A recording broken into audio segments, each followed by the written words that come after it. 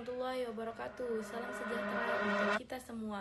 Perkenalkan, nama saya Najwa Nurul Aulia dari Program Studi Hukum Pidana Islam semester 4 Sekolah Tinggi Agama Islam Balikpapan.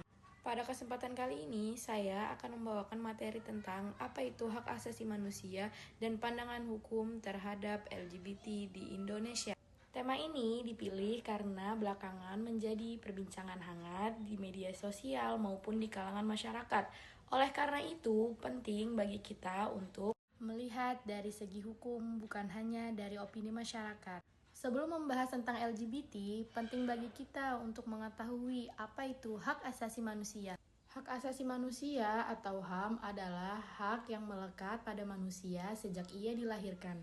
Hak ini dimiliki oleh setiap manusia tanpa membedakan agama, suku, jenis kelamin, ras, maupun status sosial.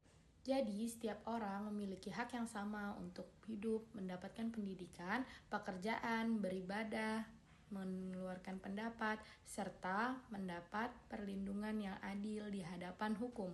Di Indonesia, hak asasi manusia dijamin di dalam Undang-Undang Nomor 39 Tahun 1999 tentang Hak Asasi Manusia.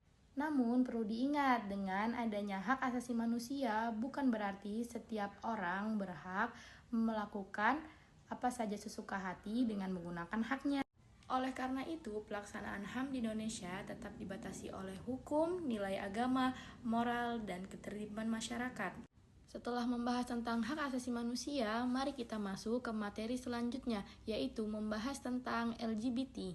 LGBT sendiri merupakan singkatan dari L-nya yaitu lesbian, G-nya gay, B-nya biseksual, and T-nya transgender. Isu ini sering menjadi perdebatan karena melibatkan hak asasi manusia, agama, budaya, dan perlindungan hukum. Yang pertama, membahas mengenai pandangan dari perspektif hukum Islam. Di dalam Islam, mayoritas ulama berpendapat bahwa bagi seseorang yang melakukan hubungan seksual sesama jenis, maka itu diharamkan. Salah satu dasar hukumnya terdapat di dalam Al-Quran yang menceritakan tentang kaum Nabi Lut yang melakukan hubungan sesama jenis. Kemudian Allah mengazab kaum tersebut. Selain di dalam Al-Quran, terdapat juga hadis Nabi Muhammad SAW yang menjadi dasar bagi para ulama di dalam menetapkan larangan bagi perbuatan homoseksual. Oleh karena itu, di dalam fikih jinayah, perbuatan tersebut dianggap melakukan perbuatan yang bertentangan dengan syariat Islam. Meskipun demikian, Islam juga mengajarkan bahwa setiap manusia memiliki martabat ciptaan Allah Subhanahu wa Ta'ala. Oleh karena itu, tidak dibenarkan jika menegur dengan melakukan penghinaan, persekusi, dan melakukan kekerasan. Pendekatan yang dianjurkan yaitu memberi nasihat, memberi pembinaan, dan mengajak dalam kebaikan dengan menggunakan cara yang bijaksana. Yang kedua, pembahasan LGBT dari pandangan perspektif hukum positif. Kalau peraturan di Indonesia, belum ada yang menyatakan bahwa seseorang dapat dipidana hanya karena ia memiliki status sebagai LGBT. Artinya, seseorang tidak dapat dihukum hanya karena orientasi seksual dan identitas gendernya. Akan tetapi, negara Indonesia juga tidak mengakui perkawinan sesama jenis. Hal tersebut sesuai dengan Undang-Undang Nomor 1 Tahun 1974 tentang perkawinan, yang mana sekarang telah diubah menjadi Undang-Undang Nomor 16 Tahun 2019, yang pada dasarnya pernikahan itu dilakukan oleh seorang laki-laki dan seorang perempuan. Apabila terdapat unsur-unsur pidana seperti kekerasan seksual, pencabulan terhadap anak, maka pelaku tetap diproses seperti tindak hukum yang berlaku. Dengan demikian, hukum Indonesia lebih menitikberatkan perbuatan pidananya, bukan melihat identitas seseorang.